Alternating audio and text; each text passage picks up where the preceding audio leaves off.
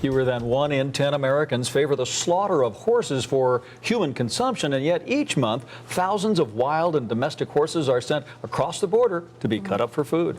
This week in Las Vegas, horse breeders have gathered to push for reopening American slaughter plants that were closed a few years ago.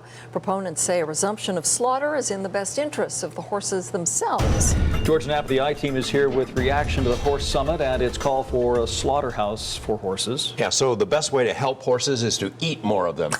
You can guess how horse advocates react to that position, although most of the horses which would end up on someone's plate are domestic horses discarded by breeders or owners. A lot of supposedly protected wild horses also find their way to the gruesome slaughter plants, even though that's supposed to be against the law. Animal welfare groups say horses are not livestock. They're not food animals, and when you see what happens to them at a slaughterhouse, you might be inclined to agree. Seriously, take note, this video is graphic and disturbing. 80% of Americans have no idea. They literally do not know that horse slaughter even exists. Everybody assumes that since the last of the horse slaughter plants shut down that we just don't have it. So for horse advocates like Simone, Netherlands, and 20 or so other animal welfare groups in town this week, the pro-slaughter agenda of the Horse Summit is almost a blessing because it puts public focus on an ugly but little-known industry that sees 10,000 American horses each month head for slaughter in Canada or Mexico. The horse breeders and so-called killer buyers gathered at the South Point want a reinstatement of American slaughterhouses, supposedly as the best way to deal with overpopulation of horses, including wild mustangs on the range. But horse advocates say the reason for an overabundance of horses is simple. Horse breeders get tax breaks and subsidies to crank out as many horses as they can, while keeping only the best 5%. We just simply don't think it's a fair thing to do to breed 100 horses, see which one comes out best, and send 95 to slaughter.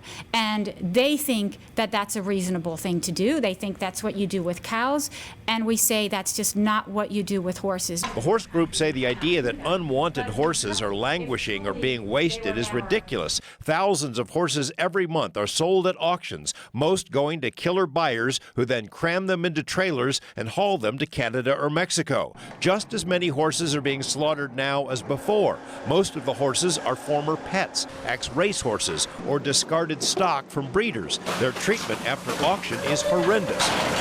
And what awaits them at slaughter is hard to stomach. They're being shoved in trucks, trucked for days and days and days without food, without water, and they end up in the Mexican and the Canadian horse slaughter plants. Imagine what it's like to be stabbed in the spine, hung upside down, and their throat is slit.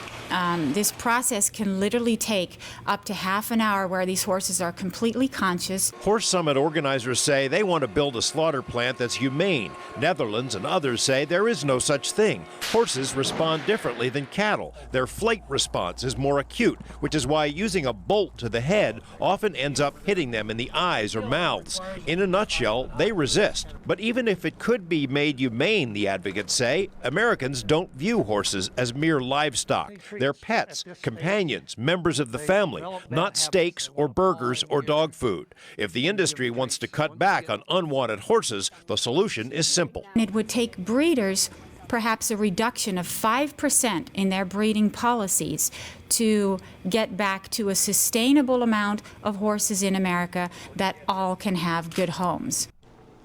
The likelihood of reopened horse meat plants in the U.S. seems slim. They were shut down when Congress cut off funding for USDA inspections. And today at the Horse Summit, BLM Director Bob Abbey said his agency does not favor horse slaughter at all. However, organizers are now talking to various tribes to see if they can open a slaughter plant on tribal land outside the purview of the USDA. If that happens, then a lot of Nevada's wild horses could end up on a dinner plate in France or Japan. And of course, we'll stay on top of the story.